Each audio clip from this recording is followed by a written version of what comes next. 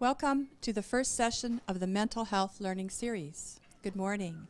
I would like to welcome the live audience and those joining us via webcast from across Alberta. Our presenter today is Evelyn Wotherspoon. Evelyn's topic is the core story of child development. We will be getting started shortly. Before we begin, I would like to take a moment to address some housekeeping issues. Some of those are for those of you who are here, and some are for everybody. So the first one is the washrooms and the exits, which are up at the front of the room here. Washrooms that way, exit that way, the same door you came in. I would also like to ask that you would all turn off or mute your cell phones, please. Evelyn is going to be speaking for approximately 1 hour, and then we'll have a short session for question and answers, which will be moderated. The online one will be moderated by Amy, and the in the room one here will be moderated here by me. If you want to share this information, you may want to encourage your colleagues, etc., to view the recorded presentation online, and we will not be providing speaker notes to you, but you can go online after and have a look at it. A follow-up evaluation, the link to today's recording, and a certificate of attendance will be emailed to those of you who have registered. For those of you who are joining us online, you may pose questions using the discussion room feature on your screen, and then Amy will make sure your question is raised. We do have a large webcast audience and want to allow for questions both within the room today and from our online participants. So we'll be wanting to make sure that our online persons have a chance to ask questions.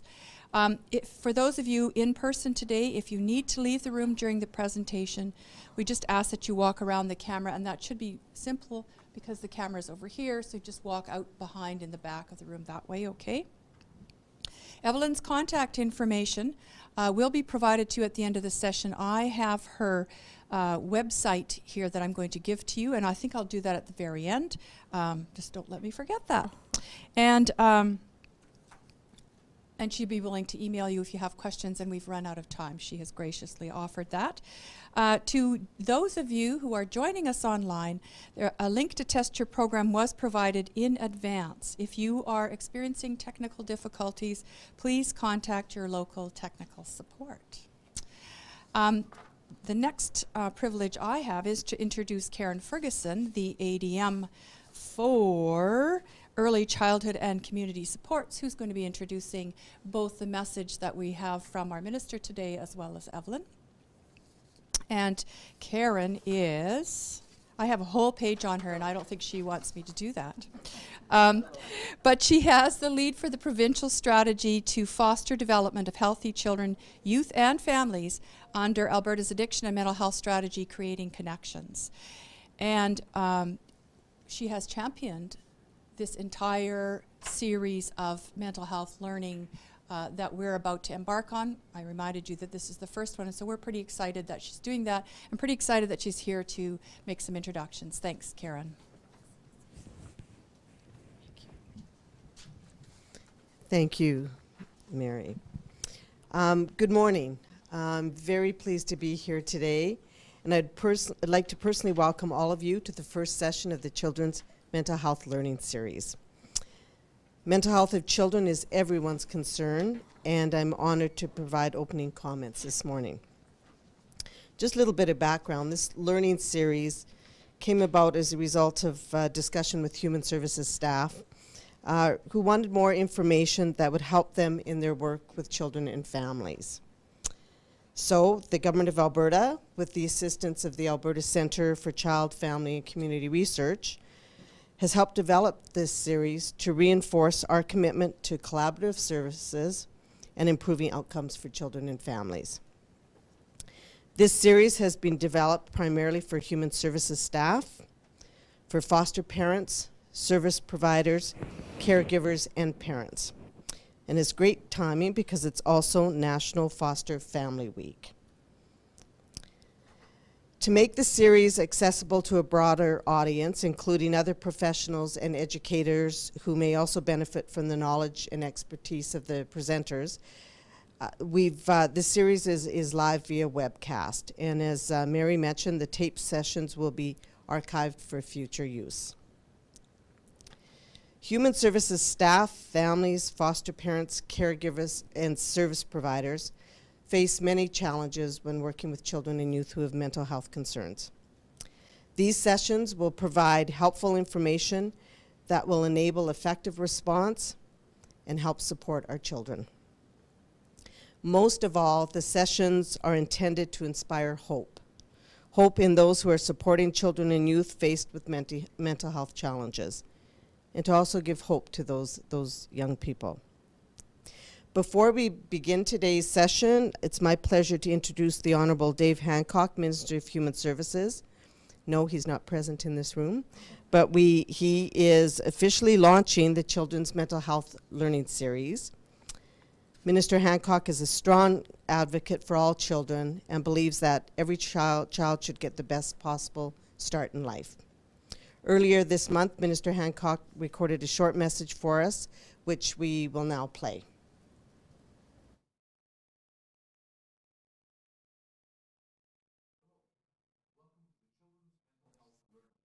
Hello, welcome to the Children's Mental Health Learning Series.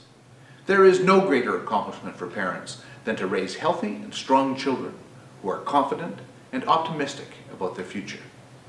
A solid foundation in a child's first years contributes to their early brain development and their ability to arrive at school happy, healthy, and to be successful.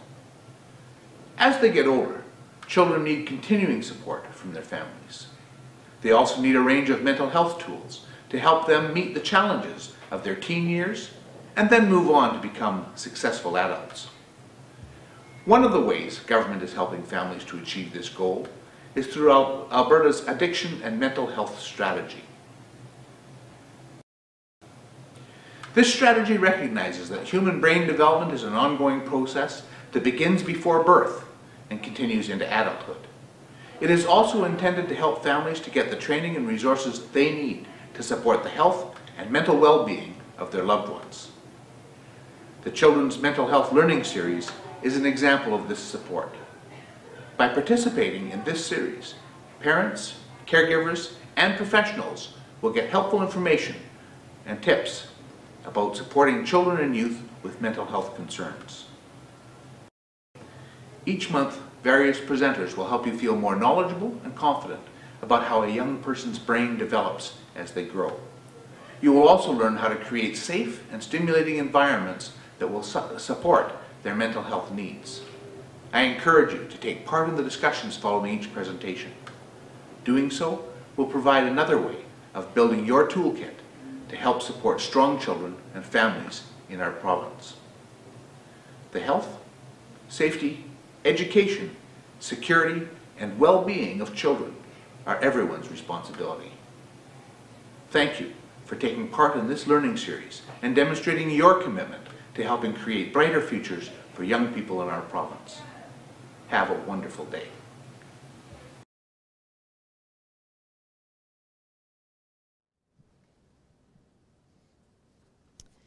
It is now my pleasure to introduce Evelyn Weatherspoon, a social worker and 0 to 3 fellow who has devoted her career to working with high-risk children and families. For the past decade, Evelyn has been providing early childhood mental health training and consultations to child welfare workers, lawyers, and judges throughout Canada and the United States. Evelyn has authored papers on the needs of vulnerable infants and toddlers for a variety of publications. She is currently in private practice, specializing in the needs of infants and toddlers exposed to maltreatment, family conflict, or domestic violence. In Evelyn's first session with us, she will be introducing or addressing the core story of development, what it is, how it happens, and how development is derailed by adverse early childhood experiences. Please join me in welcoming Evelyn. Thanks, Karen. Oh dear, and I gotta tell you right away, first thing I'm gonna say is this is way too much technology for someone like me to be around. My husband will tell you I can break just about anything electronic, so be warned, Andy. And thank you so much for being here this morning. For those of you in the audience online. It's just a pleasure to be able to come and talk about a topic that's near and dear to my heart, early childhood development. What I am going to present to you today is what I call the core story of child development, and this is a way of thinking about and framing the issues around early child development and brain development in a way that's accessible and reasonably easy to understand, that makes sense to people, and that's easily remembered and replicated when you're talking to other audiences. And this has been developed over a number of years through research from the Frameworks Institute, which have a wonderful website, and the Harvard Center for the Developing Child, as well as the Alberta Family Wellness Initiative. And I can provide all of you with links to their websites later on when we're wrapping up if you're interested in. But if you Google any of those, you'll come to them. And also, my name is Evelyn Wotherspoon, W-O-T-H-E-R Spoon. I also have a website. If you just Google my name, you'll come right to it as well. So I'm going to start with a little video clip that is the introduction to a PBS special on the secret life. I think it's called The Secret Life of the Brain. And this is the introduction, the first couple of minutes introduction. And I think it's just beautifully done and really captures what we're going to be talking about today. So I'll just start that.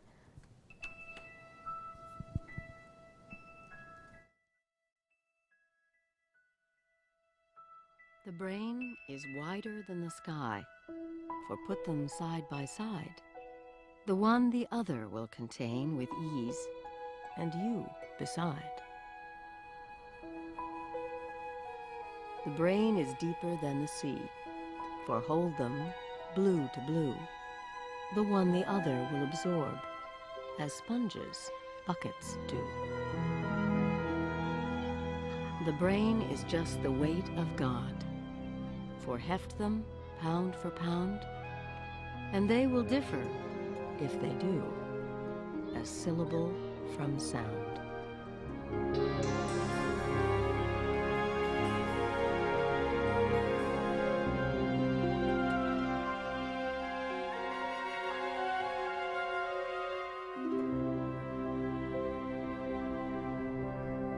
A child's brain.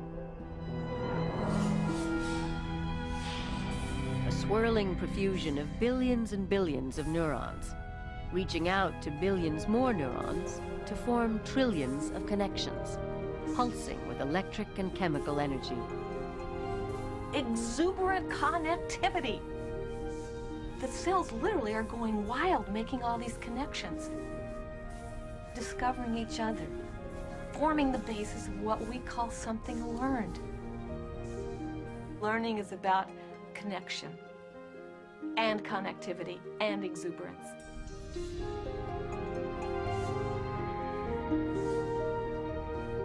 You start with a block of marble, like a sculptor would. And there's a lot of marble there. A young child has hundreds of trillions of connections in the brain, twice as many connections as the adult. And then comes along the sculptor who takes away bits of the marble to reveal a form. Experience is the sculptor. Experience determines which of those connections to take away and which to leave. That's what learning is. It's changing the weights of the connections in the brain depending on experience.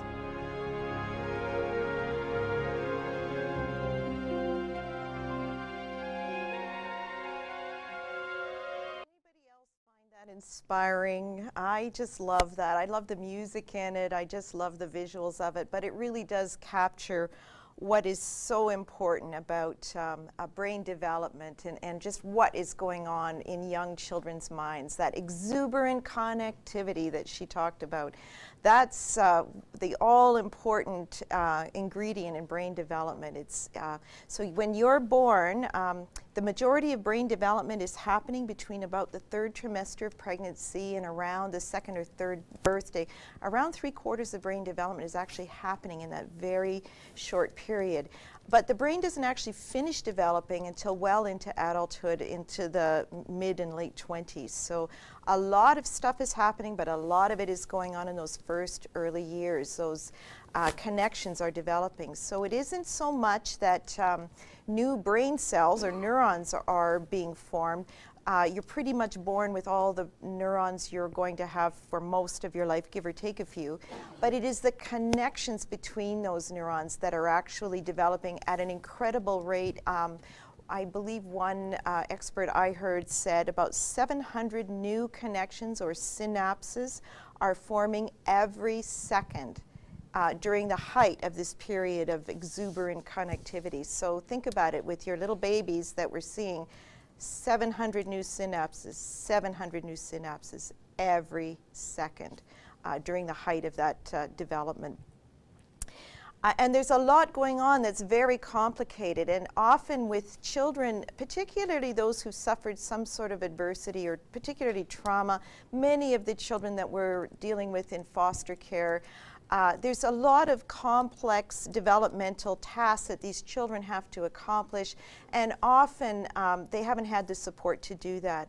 So often we are faced as their advocates, as their foster parents, or as their caseworkers, we're faced with trying to explain complex developmental ideas to other people, whether it's at a case conference or we're talking to a school personnel, a school teacher, or a friend or a neighbor, trying to help them understand the struggles that some of our kids are having. And I have found that is where the biggest challenge is. It's not enough to just give people facts and figures. They can't remember them, and it doesn't make a lot of sense, and they can't put it together with what does it mean for this particular child. And that's where this idea of a core story of development comes from. I just want to read a little quote from a fellow by the name of Roger Shanks. Oops, sorry, oh, don't do that now. See, technology already. So anyway, Roger Shanks said, and he's written a brilliant book called Tell Me a Story. His area of expertise was actually artificial intelligence, and he got interested in why is it the human brain is so much better at learning things than computers are. And what he came up with is this idea of storytelling, that humans tell stories, and it's a brilliant way for us to gather and retain information. So what he said is, when a decision-making heuristic or a rule of thumb is presented to us without a context, we cannot decide on the validity of the rule we've heard, and nor do we know where to store it in our memories. Thus, what we're presented with is both difficult to evaluate and difficult to remember, making it virtually useless. People who fail to couch what they say in memorable stories will have their rules fall on deaf ears despite their best intentions and despite the best intentions of their listeners. And that, I find, is the biggest challenge with explaining child development and brain development, is that we can't do these rules of thumb without context. We have to tell a story. What I'm learning in my practice is to tell this core story of development every single time, every single child, every consultation. I go into court a lot and testify as an expert witness. I start with this core story of development. It is a story we all share. It is the story of how we came to be who we are, and every child shares this story. So I begin with the core story and then explain what it means for a particular child. So the core story is, what is child development? How does it happen? How does it get derailed?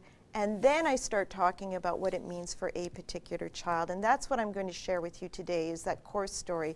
And many resources for you if you want to learn more about how to tell this core story effectively. So, the beginning is the foundation, and every brain needs a sturdy foundation. So the thing to understand is brains are built from the bottom up. The first basic circuits for basic skills come online. I think of it as coming online. A lot of kids understand that better. But those basic circuits come online first. And they're the basics for basic skills like sensory skills and motor skills, seeing, hearing, tasting, those kinds of things, moving about in the environment. And then more complex circuits are built on top of those basic circuits for things like language and higher order cognition. Skills beget skills. So we begin with the basic and then we build always on top of that. From the bottom up and from the inside out is how the brain likes to develop.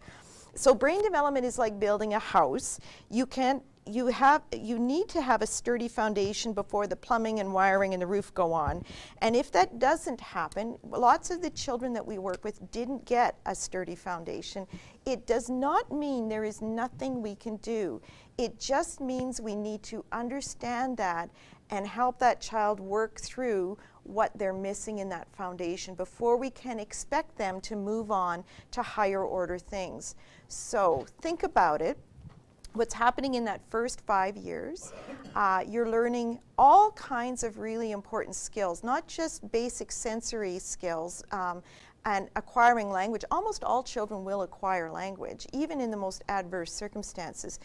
But often what we'll be missing is the quality of that language development, or the quality of their ability to manage impulses, or their ability to share, or wait in line. And if they reach school and haven't learned some of these very basic skills, often we expect them to be at one level, but they're really behind. Like they're missing a lot of those really important, critical, cognitive and social emotional skills.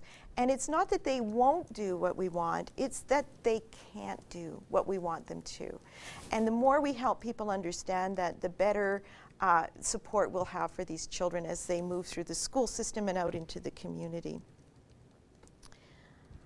So the next thing I want to say is that the big lesson we're learning is that early experience really does matter. What happens to you early in life matters a lot. There's an idea that you know, they're young, babies are adaptable, children will get over these things, they won't remember them. The idea that because we won't have that narrative memory means that those experiences are not affecting these children. They are. That is simply not the case. The research is in. Early experiences really do matter. So the core story of healthy development really is this story of love, and this is the big message that I think most of us know intuitively, but the science is really behind this too. It's the story of how caring relationships have a central role in all aspects of development, including brain development. You cannot tell the core story without talking about a relationship. Human infants have literally been bred to form powerful emotional ties to caring adults that are in their lives. It's a survival strategy that is shared by most mammals. We call it attachment. And it's a mammalian strategy, not just a human strategy. So we are animals. We are herding animals. We want to connect with our fellow man, and that's true throughout the lifespan, beginning in the first minutes and hours of life.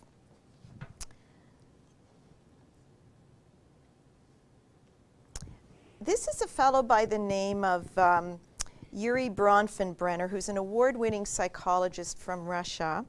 And he had this quote that I found very helpful. He's the father of ecological theory, or the ecological kind of approach, which most of us learned, I think, in our Bachelor of Social Work and other places. So what he said is that in order to develop normally, a child requires progressively more complex joint activity with one or more adults who have an irrational emotional relationship with the child. Somebody's got to be crazy about that kid. That's number one, first, last, and always. I think what he was referring to is the same thing that I'm talking about here. This core story is really about relationships and how they support or undermine development. And so when I'm working with very complex cases, often I'm consulting with child protection services or family court judges in high conflict divorce or family violence cases where there's an awful lot of very complicated information, lots and lots of data about the family, assessment after assessment. My first question is, who is crazy about that kid? And who is that kid crazy about? And is there anything we can do to support that relationship? Because that is our best chance of helping that child overcome all kinds of other adversity. So who is crazy about that kid? And if you are not yet convinced of the power of relationships for good or ill, I would like to show you, my next slide is actually a photograph of a residential school. And this particular photograph was shown to me by a woman who, in British Columbia, who is in charge of Aboriginal infant development, and she shared this photograph with me. I don't know if you can see, it's not a particularly easy picture to see on this particular screen, but you can see that the school is in the background. Does anybody see what's happening in the foreground there? Can you see what that is? Don't be shy, somebody can speak up. Yeah, it's community, it's teepees, right? What's happening around all of these residential schools is that families whose children were taken away and placed in these schools, what they would do is relocate their whole community to get as close as they possibly could to their children. And often we're only really seeing their children for brief glimpses on the playground or when they were going to and from some activity. But it really speaks to just how powerful these relationships are. People do not give up easily on their children, and children do not give up their attachments easily either. It is one of the biggest challenges that we face in the child welfare system in particular, is the disruption of relationships and the consequent emotional trauma. So we often have children who not only have been exposed to significant difficulties early in life, but often that's followed by a disruption in significant relationships. And if you don't think that doesn't do a lot of damage, I think many people who spent years recovering from their experiences in these residential schools will tell you just how damaging and difficult it can be for families when we interfere with those naturally forming relationships. So child development is the way that I explain this, no matter who I'm talking to, whether it's a Queen's Bench judge or a parent or a teacher, anyone, is child development really is the baby's job. So what is the baby's job?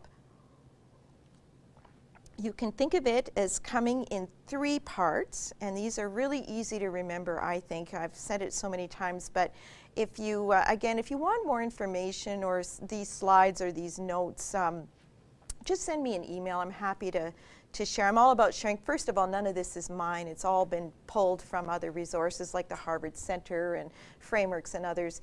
But this is, I found, a very helpful way of explaining child development in a nutshell. It's the baby's job. The job comes in 3 parts.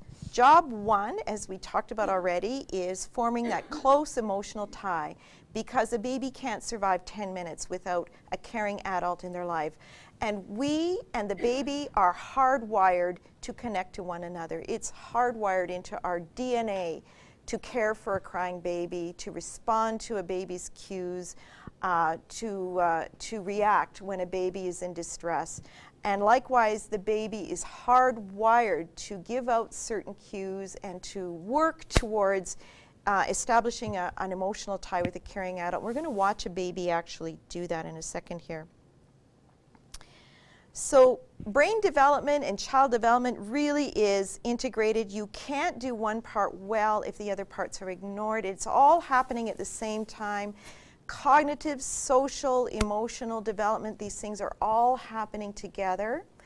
And if one part isn't going well, it's very hard for the child, no matter how gifted they might be intellectually, to reach their full potential, for example, if they're preoccupied by stress or adversity of some kind. So children who are depressed, lonely, upset a lot of the time and aren't surrounded by caring relationships, it will be very hard for that child to reach their full potential, regardless of how gifted they might actually be.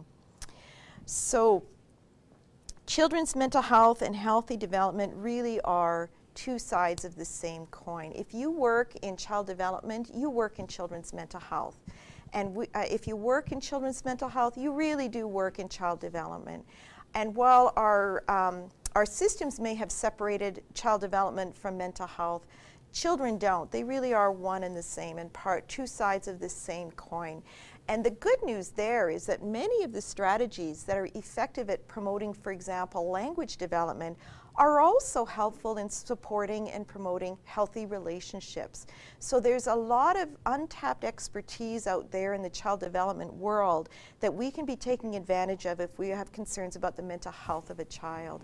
I remember working with a speech pathologist many years ago and discovering that I had learned a child mental health intervention technique called Watch, Wait, and Wonder. And she, being Hannon trained, a speech pathologist, had learned observe, wait, and listen.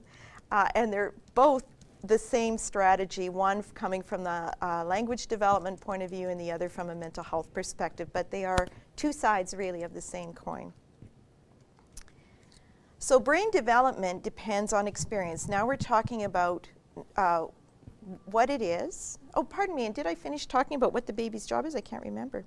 So the baby's job, 3 parts. I talked about 1, right. Oh, talked about 2. Okay, so the baby's job is forming that close emotional tie, right? Job 1. 2 is learning about and exploring the world around them.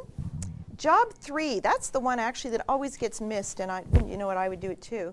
And that is learning to regulate your emotions, attention, and behavior.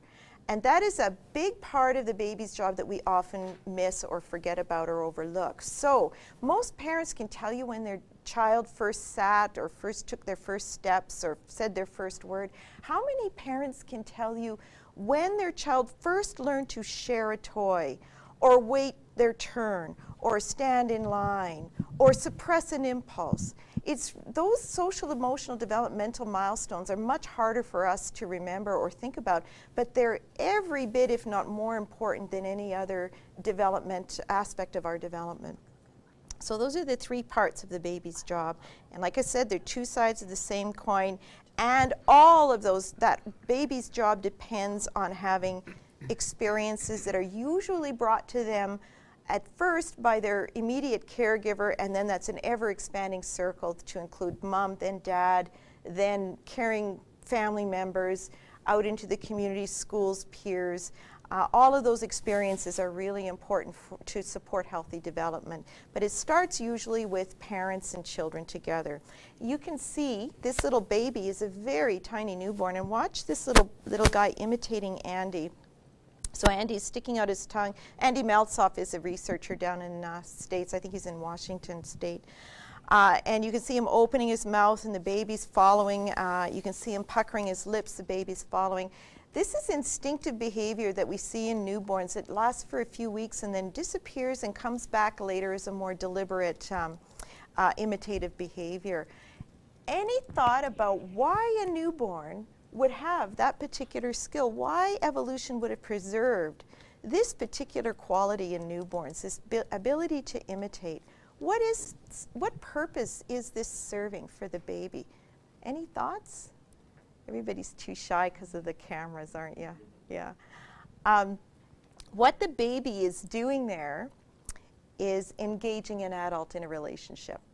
So you think when you play with a baby and you're doing the imitating and back and forth, you think you're entertaining the baby. The baby is entertaining you. It is the best way for a baby to keep an adult engaged with them, to do charming things like imitating, cooing, smiling, all of those social interactions. Those are ways of keeping an adult in close proximity to them. So we talked about brain development and the neurosynaptic development. This is a period called synaptogenesis. And you can see these are graphics of an infant brain tissue, and what you're seeing there at the newborn period is fairly sparse.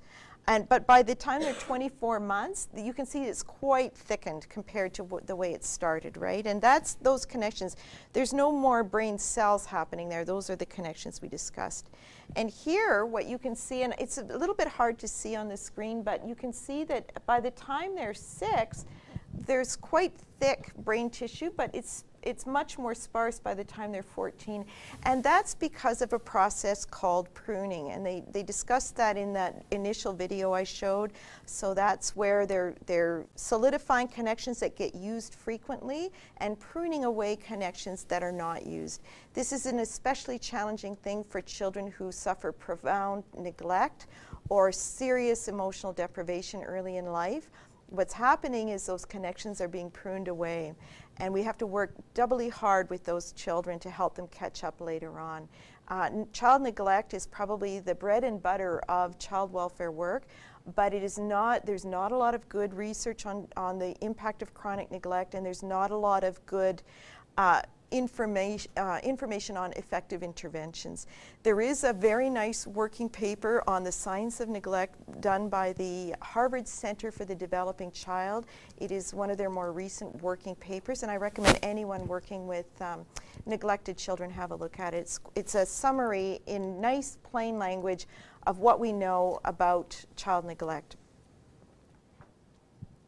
So I'm just going to show you a little fella. His name is Jordan, and we're going to watch Jordan. He's 7 days old, and we're just going to watch him interacting with his grandfather, and you'll see this little guy reaching out and forming all of those relationships already, and watch what this little guy is doing to keep his grandfather connected to him.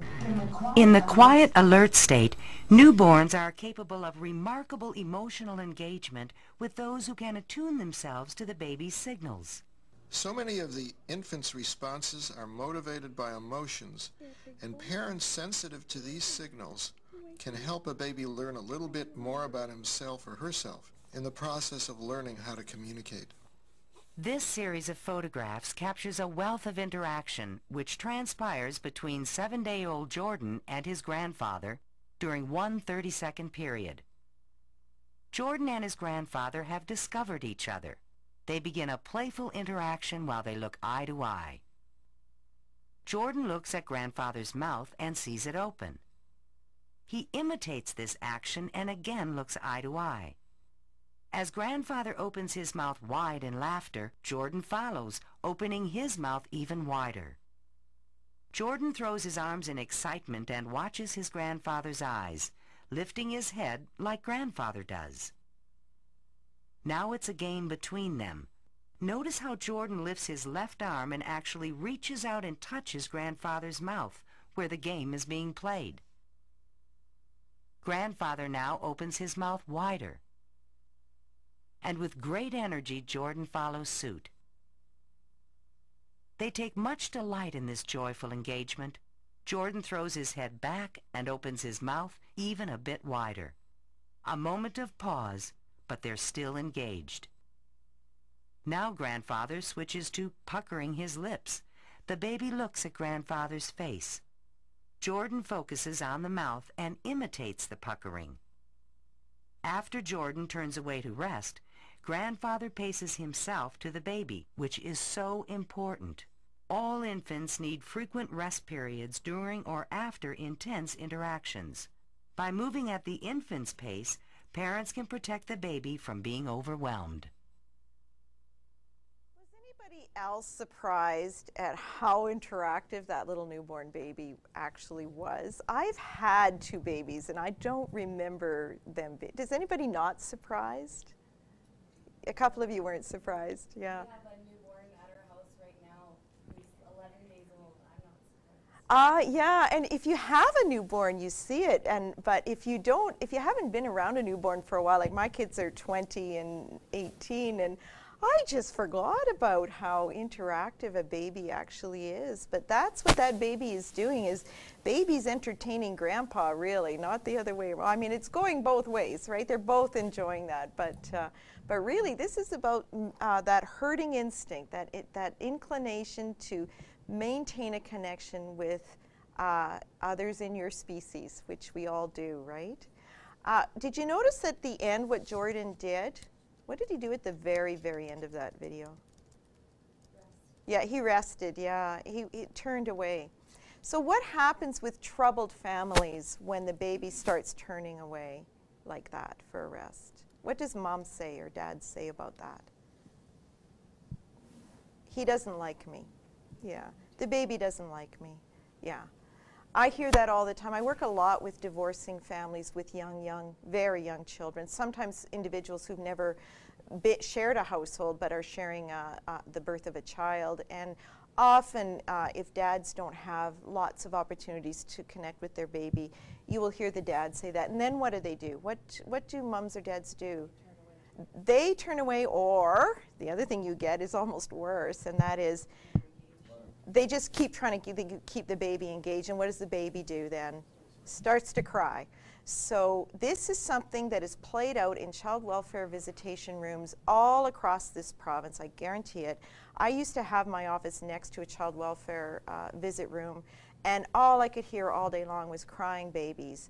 And usually all it took was to go in and do a little bit of coaching with mom or dad to help them learn how to read those cues more accurately.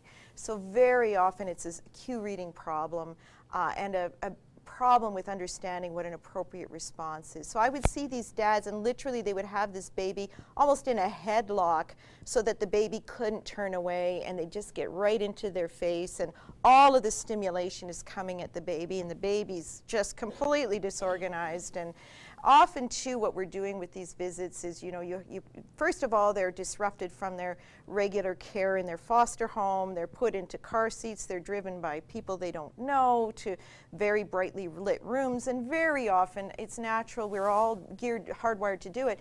But you go into a child welfare office with a newborn baby, and everybody's around wanting to see the baby, and there's lots of interaction going on. And then the poor mom or dad is trying to have a good visit. And often what's happening is they want to change the baby into their own clothes that they brought, and they want to take pictures, so the flash is going, and then they just don't give the baby that chance for a rest. And then very often what you end up with is really distressed babies and very distressed parents. I often have both of them in tears watching that scenario play out. And it's a very easy one to solve, just understanding what's happening.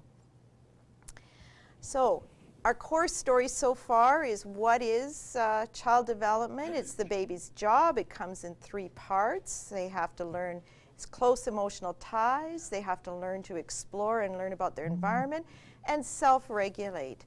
So that is the baby's job. How does it happen? It happens through the serve and return of human interactions. If you think of a tennis game, the baby's giving a cue, the parent is responding, and it is those tiny, minute, seemingly inconsequential interactions that I call the serve and return. That's a nice way of explaining it, like a tennis game. The baby and parent are going back and forth. That is what is building and solidifying those connections and helping the baby not only just build up those connections, but prune as appropriately, so that that synaptogenesis and pruning process can happen the way it's supposed to. So what is derailing development for our children? And this is the villain in our story, and the villain is stress. So I will say just a few things about the about the stress response. And I'm just going to tell you, this is about 2 days worth of content drilled down into about 60 minutes, so I'll do my best.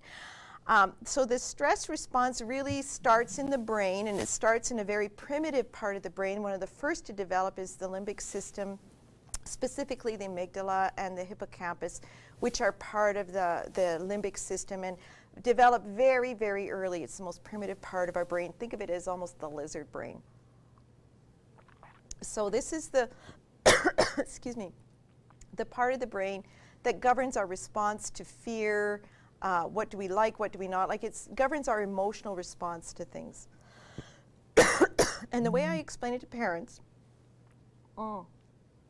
excuse me, is that the amygdala is like the baby's 911 operator, except it's not a very good one. And I am just now getting a frog in my throat that won't go away, so give me a second here.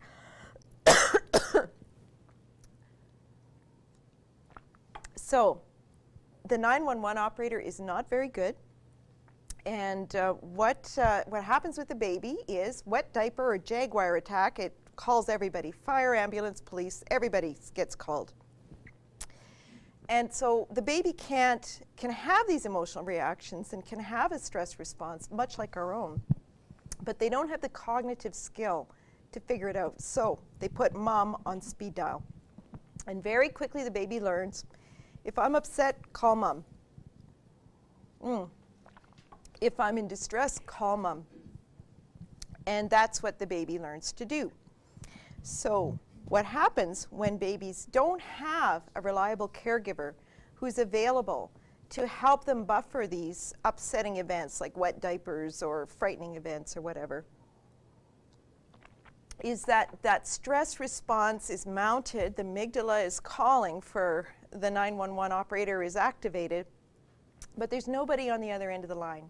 Or sometimes there's somebody, but other times there's not. They can't count on. Or sometimes the person they call is more frightening than the event, or sometimes they're the cause of the child's fright, so they don't know who to call. That's what we call toxic stress, and I do mean toxic. It is actually poisonous to the developing brain to have too much stress activation all the time. And it is really these uncontrollable, unpredictable, pervasive kinds of stressors that we refer to, and in the absence of a caring adult, in the absence of someone who can comfort and soothe the child, that really is what toxic stress is. So think of it as a continuum that goes from normal, healthy stress that we all have to put up with, even little babies, things like vaccinations, you know, learning to sleep alone, and sometimes mom can't get there right away, so you have to put up with a little bit of stress. Sometimes it's costly stress, but it's still manageable if the child has enough support. Children have devastating things happen to them. They may lose a parent or have a car accident or some other costly event, but it's still manageable as long as that child, as long as it's not going on for too long and they have supportive adults around them.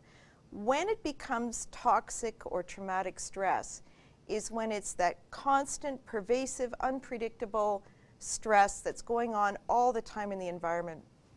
And babies, I will tell you, are very alert to nonverbal information. They pay very close attention to facial expression, tone of voice, body language, gestures.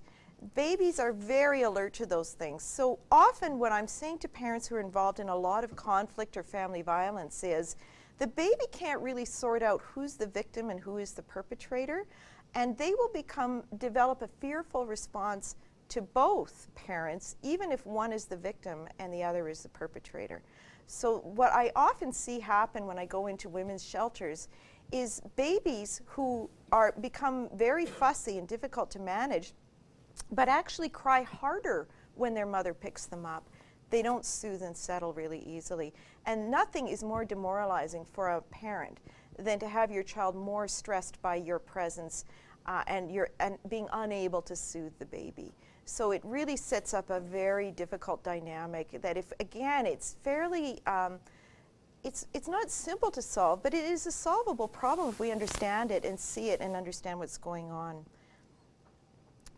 These are two boys of the same age, one of whom has suffered a lot of traumatic toxic stress and the other who has not.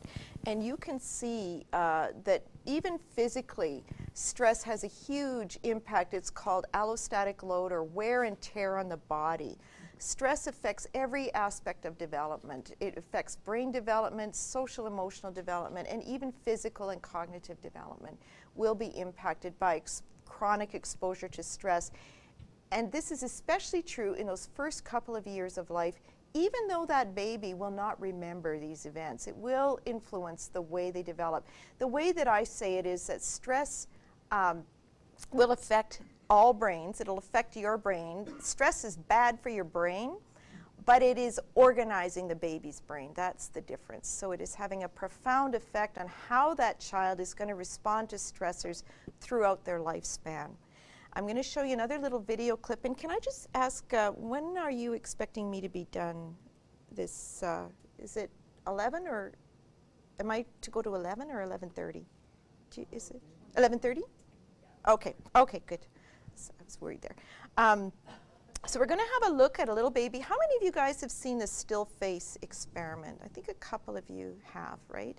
So we're going to watch this little baby interacting with her mom and watch how she's using her mom to regulate her emotional state and what happens when she can't count on her mom to help her regulate her emotional state. And you'll just begin to really, this is a very dramatic portrayal of how babies regulate their emotions and their attention and their behavior using that relationship with a caring adult.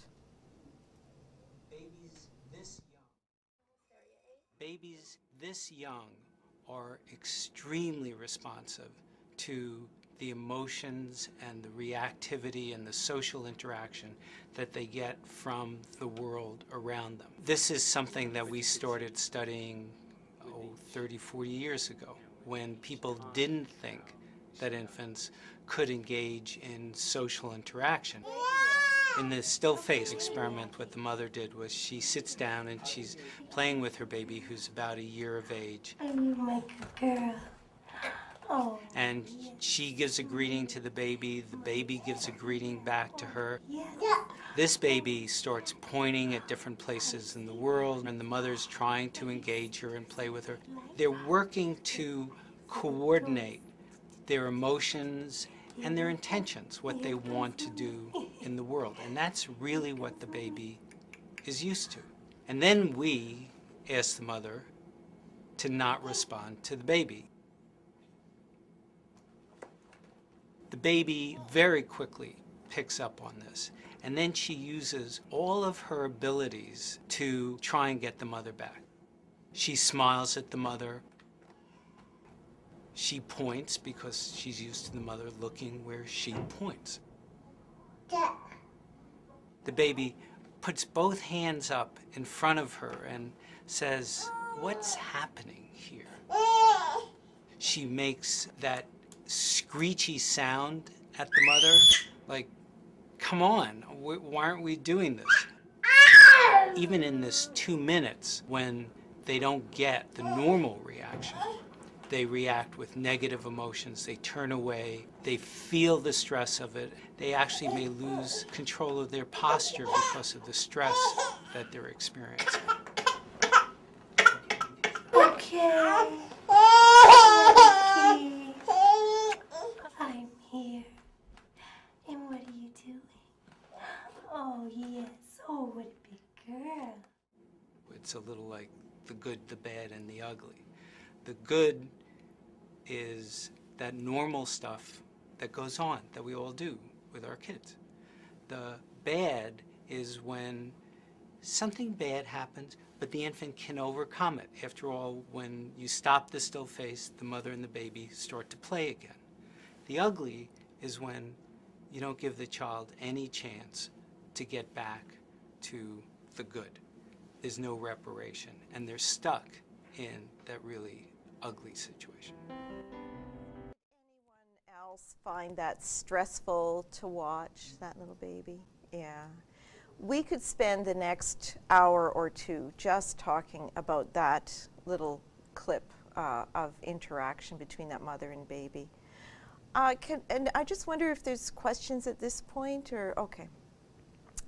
So I would just encourage listeners to just go ahead and start sending in any questions you might have, and I'll try to pause as we go along with some questions. Any questions from anyone here? Any comments on that video? Yeah, at the back. Sorry, we need the microphone for the online audience. I was wondering, everything we just saw was with babies, but if a baby isn't getting what they need emotionally, will the same principles help with, say, an older child who's older than 6? Yes. Okay, so the question is, we've been talking so far about babies, and how does this apply when you're talking about an older child who maybe didn't get a good early start? Is that what you mean? Or so now you're seeing that play out? Absolutely. And we're just going to talk a little bit now about what I call the upstairs brain and the downstairs brain, because what happens when children don't have these good early experiences, or they've had a lot of trauma or a lot of toxic stress, is there's sort of two parts of the brain. There's the kind of cognitive, reasoning, planning, thinking center, and then there's the emotional part of the brain, like I was talking about the amygdala and the hippocampus and that lizard part of the brain, and they kind of work together. So as you get a little bit older, and this is what's happening with older children, is those two parts of the brain, think of them as the rider and the elephant. The rider is the thinking, planning, linear part of the brain, and the elephant is really the emotional part of the brain, the impulsive, emotional part of the brain. What happens with children who don't have really good early experiences is those two parts of the brain don't work well together. So they kind of get split. And I found this really helpful insight into working with older children, is to understand that sometimes they're thinking, planning, the rider and the elephant has run off and the rider is trying to catch up. And so if you think of them that way, what you'll see is children behaving in ways that often are very difficult for adults to understand because they look like they ought to know better. The way that I explain it to people is to say, if this child couldn't walk, what would we do? Would we give them a timeout? Would we take away a privilege until they started walking? Probably not. What we would do is give them physiotherapy or maybe crutches or maybe a wheelchair if that's what they needed, and provide them with that support. And that's the way often we need to think about children who've had a lot of early trauma, is they do not have the neural pathways that will help them connect their behaviors and their emotions with their thinking. So they often, what's split up is your ability to think something through, the way you feel about something, and what you do about it. Thinking, feeling, and behavior. They're all kind of splintered. So what we want to do is help those kids put those three things back together again. And you have to do it through some very conscious, supportive coaching. So some of the things you have to do for older kids who've had a lot of early trauma, the first thing you'll notice is their memories are very poor. And that's because the amygdala and hippocampus are also responsible for working memory. And so what you'll find is these kids are constantly forgetting things. They can't remember their coat, their boots, their backpack. Teachers in school get very, very frustrated with them because they're constantly forgetting their homework or can't remember where their pencils are, and they're very disorganized. What they need is environmental support. So you need to make it just easier for them to remember the things they need to remember. You need to create a calm environment. These are children who can't tolerate a lot of additional stimulation because, remember, learning how to regulate and focus your attention is one of the baby's jobs. So if they didn't get a chance through a caring relationship to learn how to focus their attention, they're going to struggle with that in school. And so the best thing for these kids is to really dampen down the amount of stimulation in the environment. So with foster parents who are struggling with a child, what I call a dysregulated child, one of the first things I recommend is put everything away, don't have a lot of toys out, dim the lighting, have a calm environment, don't have the TV going and the dog barking and all kinds of stuff happening. That what you really need to do is really calm the environment down, and that's true in the classroom as well. Sometimes they need to be isolated to focus their attention, much like children with ADHD do. It looks very similar, presents much the same way. So you want to really help them calm and stay focused. The best way to help a child expand their attention span is with one-on-one adult attention. So a child can last a lot longer at an activity like homework or difficult activities if they have one-on-one adult support. So anything that you can do to support that child. So there's a lot of different strategies, and unfortunately we don't have time to get into a lot of them in detail today, but I do try to put a lot of that on my website. So it's just evelynwotherspoon.ca. You can go there and look for some links. Harvard Center has lots of information too, and so does Alberta Family Wellness. Lots of really good information. So we're just going to, does that help answer your question? It's just how it plays out into adulthood is, think of it as a developmental delay, not as a behavior problem, right? So the upstairs brain is the part of the brain involved with what we call executive functioning. And again, there's 3 parts to that: the working memory, cognitive flexibility, and inhibitory control. And any of you who've worked with traumatized children will recognize these are kids who have problems in all 3 of these areas. So the working memory is the one you often notice first because they just can't keep track of stuff. You'll see it in adults who've been traumatized. Their working memory problems show up in their ability to tell a coherent story. So with many traumatized parents, what you'll find is that they're quite garrulous. They will talk and tell you stuff, but they can't seem to keep a beginning, a middle, and an end in a coherent order. And you'll notice this. I used to be a child welfare investigator, and I can remember going out to a home, and this lady, I think I got there at about 9, and my investigation had to do with something, an incident that had occurred at the shopping mall the previous day and was phoned in as a concern. And so I asked her about what happened at in the parking lot the other day. She told me a lot of stuff. I was there for a good hour, but I never did learn what actually went on in the parking lot the previous day because her working memory, her ability to tell a coherent story had been really damaged. And so you'll see that in traumatized adults. An incoherent narrative is a very common feature in these kids. And there's a lot we can do to help children restore that coherent narrative. And I recommend a book by Dan Siegel called The Whole Brain Child. He just has many, many strategies that I think are very effective with traumatized children around helping them address these memory issues and all of these issues: cognitive flexibility and inhibitory control. Yes? Cicchetti states that interventions after 8 years old is often ineffective. Is this still supported in evidence-based practices? Well, that's kind of a global statement. I think the way that Charlie Zena has targeted, he's a child psychiatrist out of Louisiana, and he was involved in the Bucharest project where they went over to Romania and started moving children out of orphanages. Romania had a huge, huge number of children in orphanages there, often in very difficult, traumatized circumstances, very deprived circumstances. And what he said was that it didn't matter what age the child was when they were moved out of that very deprived, traumatizing environment. When they were placed in the hands of a caring adult who was trained and had the support to really work with that child and understand their deficits and work empathetically with them, they saw improvement in every single child.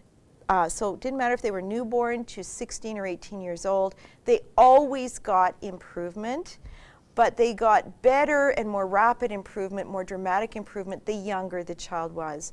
So it is never too late to help these children ever, and the science does say there is improvement always possible, and that the most effective weapon in our arsenal is a committed, invested, caring adult. The best we can do for these kids is to put them into the hands of a competent, skilled, supported, caring adult. With that, every other therapy we choose to do will work better. Without that, no therapy will work. So it really is about relationships, and the best that we can do is really support and encourage and develop the skill of the caregivers who are receiving these children into their care.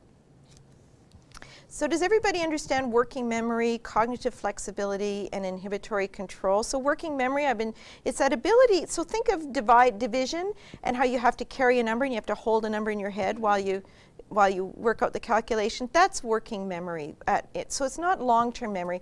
You won't keep it. It's like a notepad that you throw out at the end of the day. So the way that I usually explain working memory is if you go to the grocery store, if I ask you what you bought at the grocery store October 27th, you probably won't remember. But if I ask you about your grocery store, you can tell me probably in fairly explicit detail, aisle by aisle, price by price, what's in it. That's the difference between working memory and long-term memory. Cognitive flexibility refers to the ability to take the perspective of somebody else. That ability to understand that how I see the world and how you see the world are different. And how do we know when a baby is developing cognitive flexibility? What's the big indicator that a baby has now discovered that what you think and what I think are different? Any thoughts? Sorry? Well, yeah, but how do we know a baby has empathy? How do we know? We saw the baby in that still face do it. It's a big earthquake developmentally. When the baby starts pointing, the baby is pointing to tell you to look at something. So right there, you know that baby understands that if you're not looking at what I'm looking at, you aren't seeing it. Up until that point, babies are kind of at one with the universe, right? What I think is what you think. You and me are both the same. But there comes a point developmentally where they figure out we're different, and what you're looking at and what I'm looking at, what you're thinking about, what I'm thinking about are different. That's when you see the first signs of cognitive flexibility. And as children get older, it's the ability to understand how someone else might feel that is different from how I might feel, right? And inhibitory control is the ability for the limbic system says, I want it, but the inhibitory control says, you can't have it right now, or it's not yours, or you know, that child will cry if you take it from them. That's inhibitory control, and all of those are affected by trauma, all of them. So stress and executive functioning, think of it like the air traffic control system of the brain, executive functioning, which is all three of those things. And when you have a lot of stress, it kind of looks like this, where there's a lot of chaos, a lot of incoming information, stimuli, impulses, emotions, and that executive functioning, that air traffic controller, just hasn't been given the skills he needs to do his job well. And that's a really good way of explaining it to parents, school teachers, and others, is that executive functioning is really the child's air traffic control center. And it's not just like the 911 operator. They've got an air traffic control center. Neither one of them are working really, really well. So this child will need a lot of support. So then there's a downstairs brain, and that's the emotional part of the brain that we were talking about. And that's where, the way that I think about the downstairs brain is, and trauma for children, is, do you remember the movie Jaws? And they had that really scary music going in everybody remembers the theme from Jaws, right? It's that shark music. And often what's happening for children who've had a lot of trauma is things that seem ordinary and uneventful to us, they're hearing shark music in the background. And we can't always tell when that's happening. So what's frightening or threatening to a child who's had a lot of trauma may seem unimportant, innocuous, inconsequential to us. And this is a big challenge for foster caregivers, because often they're dealing with children who are reacting with trauma to things like bath time or bedtime or off to school. Being around peers might be triggering shark music for some children. So it's really helpful to be a bit of a detective to figure out with traumatized children, where is that shark music coming from? What's initiating it? For some children, it can be the sound of a ticking clock or the smell of Javex, or, you know, it's very hard with some of these kids to know what exactly is raising their stress level or triggering that stress response. Remember, that 911 operator isn't working very well. And I'm just going to show you a brief clip of symptoms of trauma in young children. And I am really focusing today on young children because we're talking about early brain development. I believe I have a follow-up presentation coming where we'll really dig into more of what to do with all of this information. So, but here is... Children who've experienced some type of trauma often have symptoms of ADD. These difficult behaviors are really stress responses, and it's up to us to figure out what is causing these stress responses. And there's several different pathways that they can show us that they're distressed. The first stress response is a hypersensitive, hyperreactive stress response. And these infants cry a lot, are inconsolable. When they become toddlers, they may go into rapid temper tantrums and be very volatile.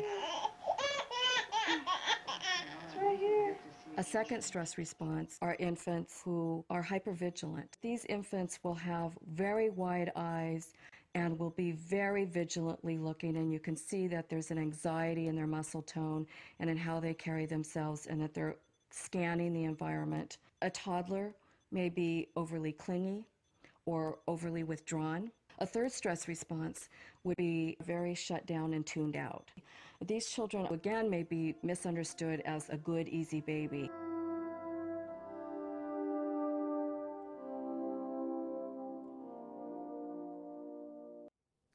Any questions or comments about that little video clip? I used to go out a lot with child welfare investigators when there were infants involved in the investigation, and like I said, my office used to be located right beside a child welfare unit. And the first thing that I like to do actually is pick up the baby and just try to get a sense of their muscle tone. And you will see that those two extremes, very stiffened, arched back, very stiff muscle tone, or very floppy babies, babies that feel like they're just like a wet noodle. They could just slide right through your arms. Some of you who've worked with these children know what I mean. And you will often see that as they get a little bit older too. So school-age children, you'll see they have trouble holding their posture in the classroom and often need extra support in their seating because they're kind of floppy. They have low muscle tone. Or children who are kind of hyper-reactive and alert, they're on hyper-vigilance all the time. One little girl that I worked with, she was about 6, and if any of the kids in the classroom had to leave for a doctor's appointment, they would be called out. She was on it, like she was, where did they go? Where are they? What are they doing? Why are they away? What, you know, and she would just pester and pester until she got a satisfactory answer. And if the teacher ignored her, she would just escalate into yelling at the teacher, like, where is Johnny gone? So that would be an example of that hypervigilant stress response versus the shut down and tuned out kid. Those are the more worrisome ones, actually. The shut down and tuned out ones are often described as good babies, or often described as not a problem in the classroom. These are the internalizing kids. They're the ones who eventually develop anxiety disorders or other internalizing depression, other internalizing disorders. And it is worrisome when children are not giving us really good cues and not responding to what's going on in their environment. So they're easy to overlook and ignore, especially if it's a busy foster home or a busy classroom. If they're not causing trouble, it's often really easy for us to just not notice that the trouble that they're actually in emotionally. One foster parent that I talked to with a little baby said she didn't really notice. It was a good baby, she told me.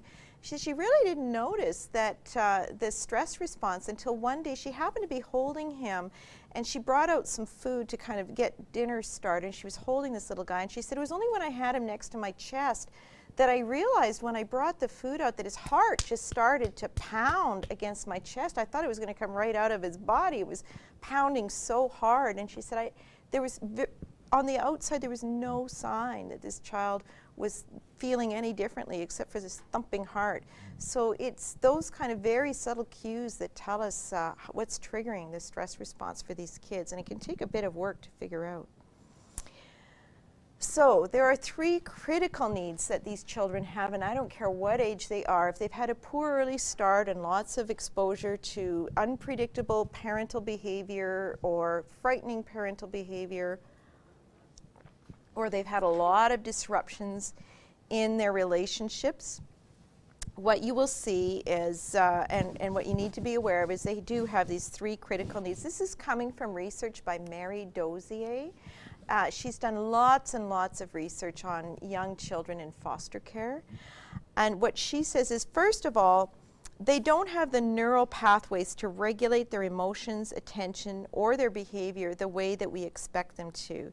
So they haven't developed those connections. The pruning, the synaptogenesis and pruning process hasn't really given them really strong pathways for regulating their emotions, attention, and behavior. That's one of the key jobs a baby has to do, right? The second challenge or need that these kids have is that they give very puzzling cues. So do you remember the little still-faced baby? Was it hard to figure out what she wanted, or was it hard to figure out when she was having fun? Was it hard to figure out when she was very, very unhappy? And did you notice how her cues went? What did she start with? Do you guys remember back to the still face? She started with smiling, so she kind of, Mom, where are you? Ha, right? And then what did she do? She started with smiling, and then she went to, yeah, sorry? Pointing, yeah, she was pointing, like, hey, come and have a look at this with me. And she was expecting a positive response, wasn't she? What else did she do? Where did she go to from there? She started kind of ah, duh, I think she said duh, right? So it was kind of a friendly little, hello, are you there, right? What happened next? So she was almost like she was going through this little checklist of, well, I'll try this. That usually works. Not this time, okay. And she kind of went through, this is my usual lineup of cues that really get the appropriate loving response that I'm accustomed to. When those didn't work, what was her next? She started to screech. So she gets more negative. The cues start to get more negative as she goes along, right? And then after the screeching, she just kind of lost it, I think, at that point, didn't she? It was just like, I have no idea what to do with this situation whatsoever. I have no understanding. This is just beyond my ability to cope. And did you notice her lose muscle tone? And that's what happens to these kids when that's a chronic feature of their environment. What do you think would happen with that baby if her mother never responded? What would you expect to see her do after a while? 3 or 4 days, a month? Not engage. She just would shut down. That's where you get the shut down and tune out. They don't engage anymore. They just give up, right? And that's where you see the good babies, the ones that worry me so much. I just really, my stomach tightens when a foster parent says, oh, he's a really good baby, never cries, I never have to pick him up, I could leave him in that crib all day and he would never make a sound. That's a baby who's starting to shut down. So it's very hard to know the difference between a baby who's contented and one who is actually in despair, right? So that's one of the things I like to talk to our investigators about, is really understanding and watching for the difference between good babies and babies who are truly in despair, right? So they do give these very puzzling cues. They look angry when they're actually frightened. They look content when they're stressed. They look independent when in fact they're quite needy. So you can get these kids, they'll get up in the morning, dress themselves, get their own breakfast and get themselves out the door, and they look like they really don't need you at all. But in fact, they're quite emotionally needy. So you get these very puzzling cues, and if you don't realize that, our natural instinct is to respond to the cues that we're given. And so as caregivers, teachers, you know, adult classroom aides, people like that, when you see these children, they're giving off these very puzzling cues. If you're not aware of that, you start responding to what you're given by the child. If they look angry, you respond with anger, right? And that's what peers are doing. Peers are reading their social cues as well. And if they're getting puzzling cues from another peer, they tend to avoid that child because they can't read them. They don't really know what to make of the cues they're getting, the way they're accustomed to. So you do get peer problems. The third need that Mary Dozier mentions is related. It's that they start to provoke a very negative response in people around them. The negative response is because, one, we just don't understand their cues, or we're completely misunderstanding their cues. So they're puzzling, difficult, unpredictable people to be around, and we don't quite know what to do with them. So often we avoid them, or we react very negatively to them. And especially this happens as they get older, because as you get older, the expectations increase pretty dramatically on your ability to regulate attention, emotions, and behavior. And if you haven't developed that skill, you're still down here at an 8-month-old level, and people are expecting you to be at a 6-year-old level or a 12-year-old level, you're in a whole world of trouble, because now the world is starting to reinforce your initial impression, which is that this is a pretty crummy place, and people aren't very nice, and it's not a place that I am welcome. It is not for me. And when that starts to happen, and the world is now, environment that you're in, your social environment is starting to really support that initial negative view, it then becomes really, really hard to help those children overcome it and see the world differently, right? And I do think a lot of it is just basic understanding of what it is we're dealing with.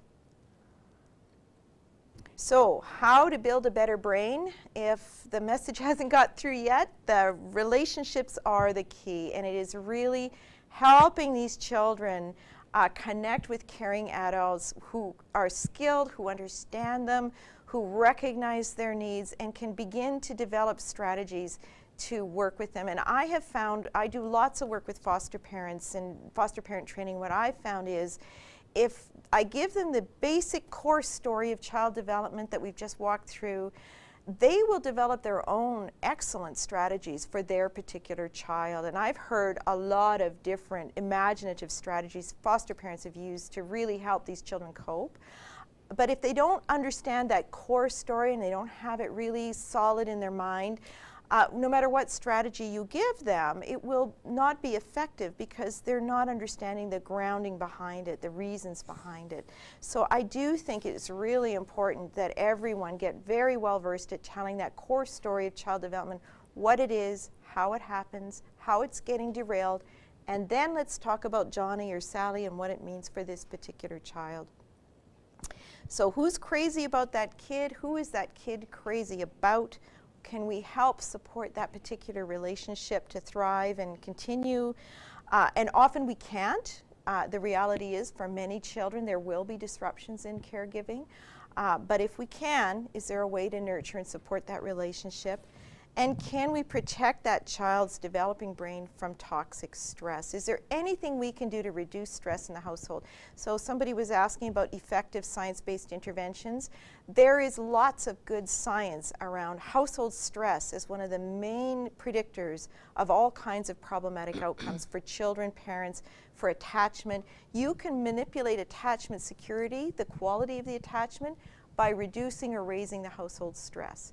So children will go from secure to insecure or from insecure to secure attachment just if the household stress changes. So basic case management stuff that we all know, you know, good child care, housing, employment, all of those basic kinds of things actually will help the mental health of children. So reducing stress is a big one. And Amy, are there any questions coming from? I do actually have one, and they wondered if the good kid, the good baby, right, yeah, can sometimes grow up to be the defiant child. Yes, I believe that because this is what Alan Strauss says about development. He says it's never your early experience alone. It's always early experience and what's happening to you now. So it's always, so these early experiences don't just, it's not written in stone. They don't tell the whole story. The story is always being told. So yes, you can have some kids go from these good babies to defiant adolescents depending on both their early experience and current circumstances.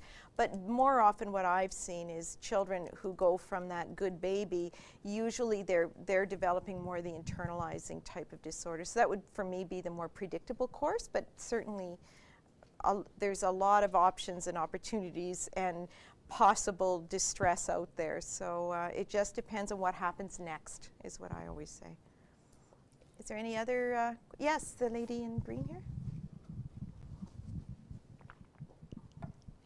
How does the story change, if at all, if the child has FASD? How does the story change? Yeah, the core story or how you address this, knowing that FASD already kind of impacts some of that higher brain, lower brain stuff and impulse control and those kind of things. Right. And it really doesn't change the core story at all. I mean, it's still the same story. What we're talking about is how it's evolving for that particular child. So interestingly, some research, I think it's by Connors et al., has found that even some fairly significant early adversity, like prenatal exposure to noxious substances, a lot of children can overcome that to a great degree if they have the opportunity for supportive, caring relationships soon after birth. So a lot is not just prenatal exposure, but what happens next. So if those children more than any, I mean, they already are starting with a vulnerability, and more than anybody, they need that supportive, consistent, predictable early environment. I was going to say that's another strategy for FASD kids and traumatized kids is lots of predictability in the environment. like you'll see really good foster parents, their households run like a clock. I mean, things happen at a certain time in a certain way, and there's a reason why they've learned to do that. Many of them may not have started out being that incredibly predictable, but they usually end up there because it works for those children. So it works for FASD, it works for children with other developmental delays, and it works for children with lots of emotional trauma. They love predictability. Does that answer your question? Okay. And I have it's the same question, but just put forward with around crack-addicted babies and the part of the brain that's also damaged. So can we develop strategies around this?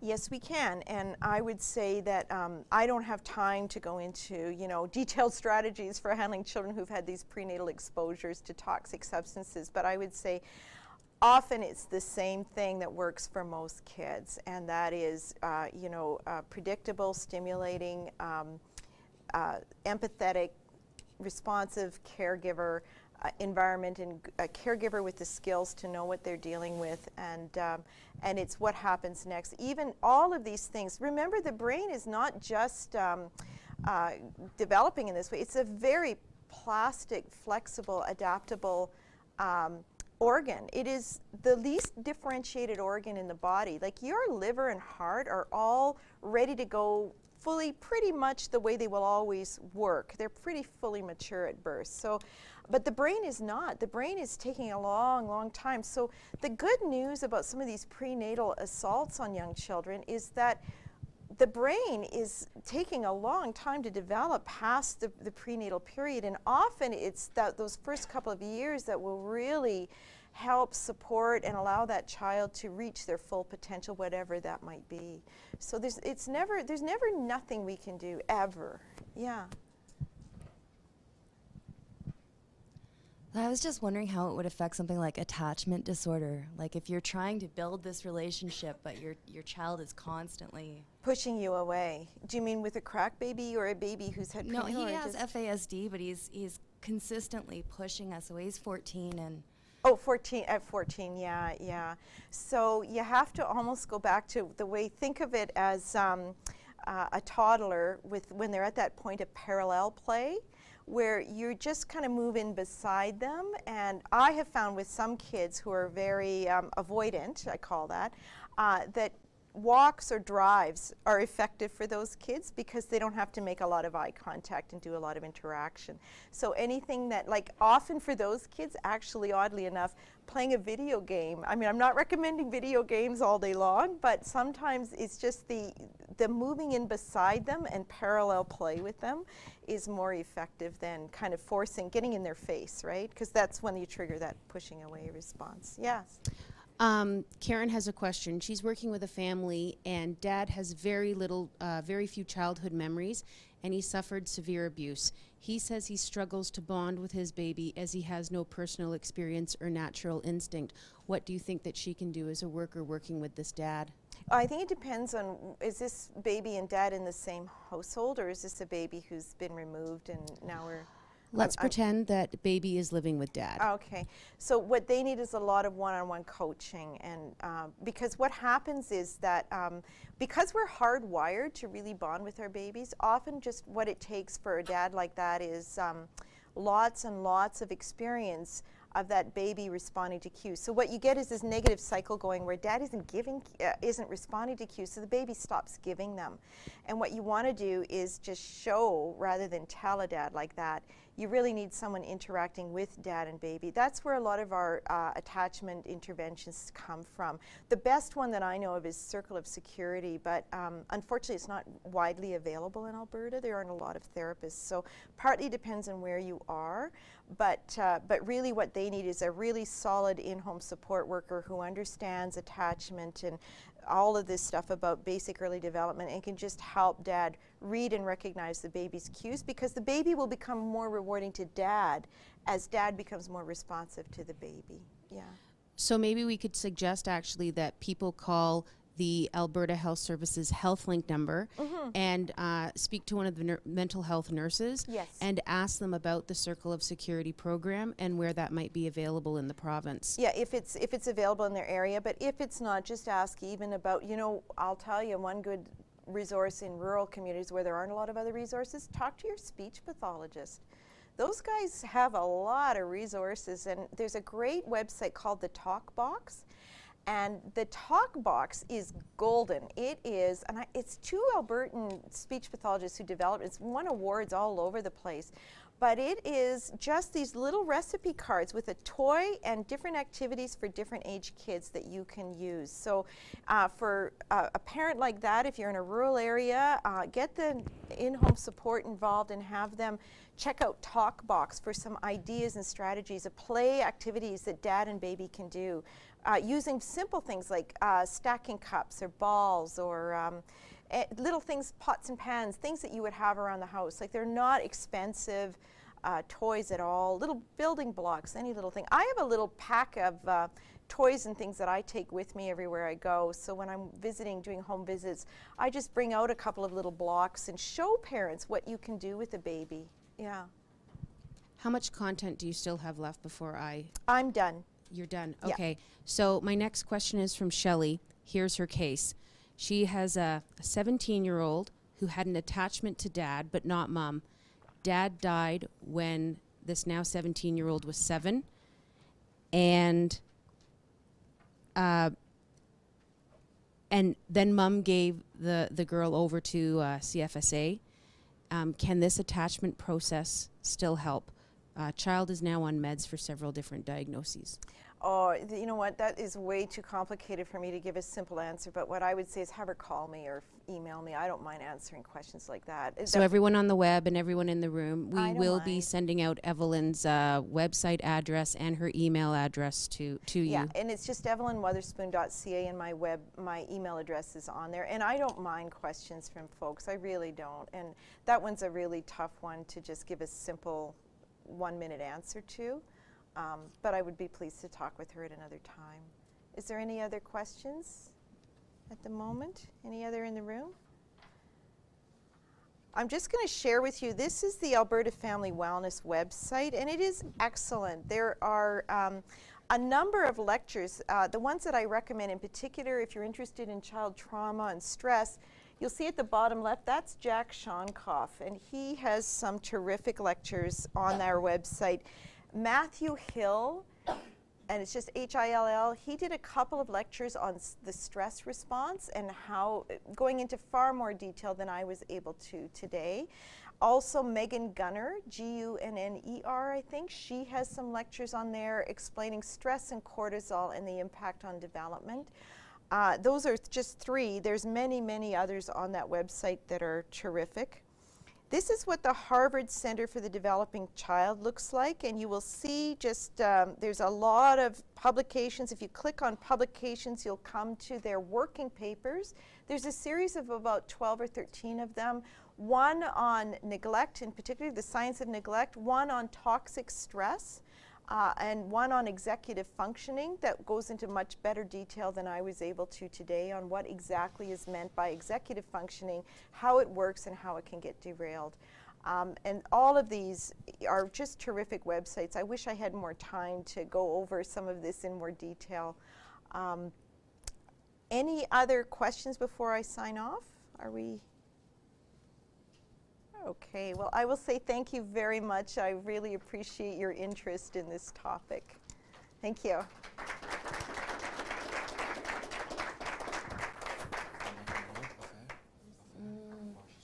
Go. Are you going to talk again? Thank you very much. Thank you. Thank you, Evelyn. I would suspect that for many of you, like me, we wish this could last a lot longer. We probably have many, many questions and could spend lots of time digging a little deeper into these challenges. The brain is at the heart of understanding all of the interactions we have with our colleagues, with the children and families that we serve, with one another, with our relationships at home and at the office. And it's really, really, really good reminder that we should start looking at the brain as the seat of the activity that we so frequently hope to impact or address. I want to remind you of Evelyn's website. I'm going to read it again, just in case you haven't caught it. It's Evelyn Wotherspoon, EVELYNWOTHERSPOON.ca. Have I got that right? That's her website, and you can access her email through that if you wish to send her questions. You got the sites from Harvard and from the Alberta Family Wellness Initiative, 2 sites to look up online as well. A reminder also that the presentation has been recorded and will be available online. Now, Amy, where online? Is it on? I will email a link out to everyone who attended, who Okay. registered. They don't have to worry. Okay, you do not need to go and hunt for that. The link will be emailed out to you if you have registered, and all of you who participated would have registered, so that's will be sent to you. The next session of the series takes place on November the 18th from 10:30 till noon, and the website, the same website that Amy's going to be sending out to you, will be giving out the details of that. The speaker for that is Rick Miller from Kids at Hope Foundation, and Rick is going to talk about From Youth at Risk to Kids at Hope. And Evelyn will be returning on December the 3rd for part 2, and part 2 is entitled Healing the Traumatized Parent and Child. And so we welcome you to re-register when your opportunity for doing so comes up again and to participate in this series. I can't even remember how many we have. Is it 10 or 12 of these? We have a number of them coming. Stay tuned for how many. We're not sure yet, I think, how many that is. I want to thank you very much for participating today and for listening so attentively. We trust that everyone here and out there in Webland enjoyed this, and we welcome you back for other sessions in the future. Thank you very, very much.